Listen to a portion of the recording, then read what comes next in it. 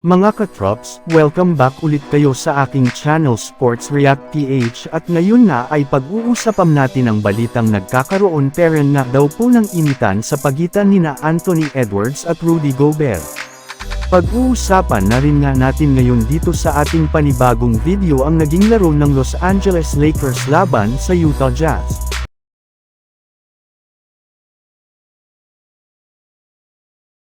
Naputol na nga mga katrops, ng Minnesota Timberwolves ang kanilang 4-game losing streak matapos silang manalo sa kanilang dikit na game noong nakaraang araw laban sa Los Angeles Clippers. Kaya umangat na rin naman nga kahit papano ang kanilang record sa 9 wins at 10 losses.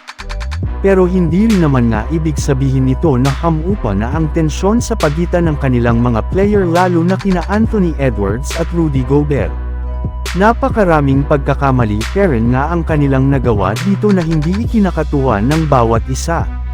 Sinabi pa nga ni Edwards sa kanyang interview na unti-unti na ngang nauubos ang kanyang pasensya sa kanyang teammate na si Rudy Gobert.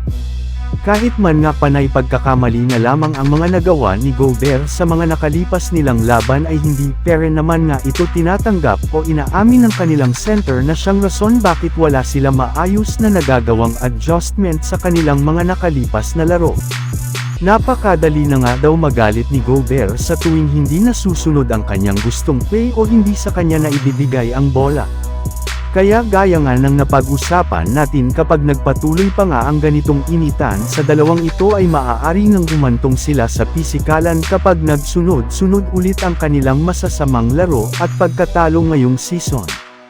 Samantala pumunta naman tayo sa ating sunod na pag-uusapan ngayon sa naging laro ng Los Angeles Lakers laban sa Utah Jazz. Bagamat man nga mga katrops, naging sobrang dikit ang laro ng Lakers kontra sa Jazz ay nagawa peren naman nga nila dito na mabali sa score na 105-100 sa pangunguna ni LeBron James na nagtala ng 27 points, 5 rebounds at 14 assists. Anthony Davis na gumawa ng 33 points at 12 rebounds.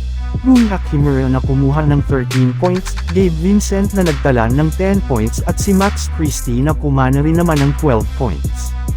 Pero hindi rin naman nga dito mananalo ang Lakers kung hindi dahil sa ginawang maling desisyon ng head coach ng Utah Jazz matapos itong tumawag ng timeout sa huling mga segundo ng fourth quarter kahit man nakapag-drive at naka-layup na sana si Collin Sexton para sa isang game-winning shot. Kaya dahil nga dyan ay natalo pa ang Utah Jazz at katulad nga ng inasahan napakaraming ng mga fans ng Utah Jazz ang nagalit sa ginawa ng kanilang head coach kung saan binatikos at pinagmumura nga nila ito sa social media, halos magkagulo nga sila dito. Maging ang ilang mga players at miyembro ng Jazz ay hindi natuwa sa kanyang ginawa. Kitang-kita nga na ayaw talaga nito na manalo laban sa Los Angeles Lakers na siyang rason bakit pinatalo niya ang kanilang laban. So yun lang nga mga katrops ang handog ko sa inyong storya ngayong araw. Sana nag-enjoy kayo. Please like and subscribe my YouTube channel Sports React PH para sa iba pang storya at update patungkol sa NBA. Kita-kits muli sa ating susunod na video.